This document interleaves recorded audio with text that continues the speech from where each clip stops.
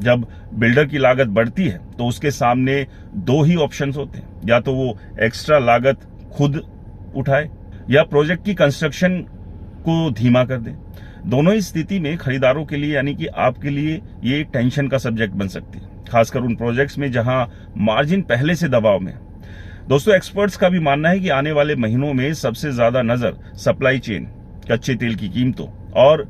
Global business के जो मार्ग है उस पर रहेगी, क्योंकि यही तीन कारण है जो तय करेंगे कि 2026 रिकॉर्ड डिलीवरी का साल बनेगा या फिर देरी और अनिश्चितता का। दोस्तों, इस सबके बीच दिलचस्प बात यह भी है कि पिछले कुछ सालों में भारतीय रियल एस्टेट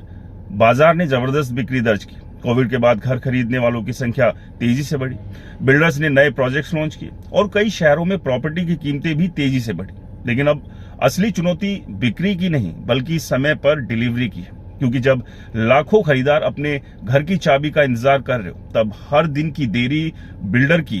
क्रेडिबिलिटी पर असर डालती है। और यही कारण है कि इंडस्ट्री की नजर अब 2026 पर टिकी हुई है। सवाल ये नहीं है कि घर बिकेंगे या नहीं, सवाल अब ये है कि क्या ये घर समय पर बनकर तैयार होंगे, क्या बिल्डर बढ़ती लागत और ग्लोबल क्राइसिस के बावजूद अपने प्रॉमिस को पूरा कर पाएगा, क्या खरीदारों को फिर लंबा इंतजार करना पड़ेगा, और अगर पोजीशन में देरी होती है तो सबसे ज्यादा जोखिम किन शहरों और किन खरीदारों को होगा।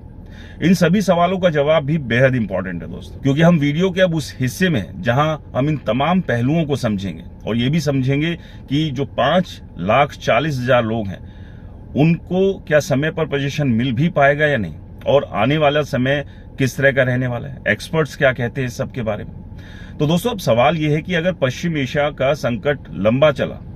तो आखिर इसका सबसे बड़ा नुकसान किसे होगा, बिल्डर को, सरकार को, या फिर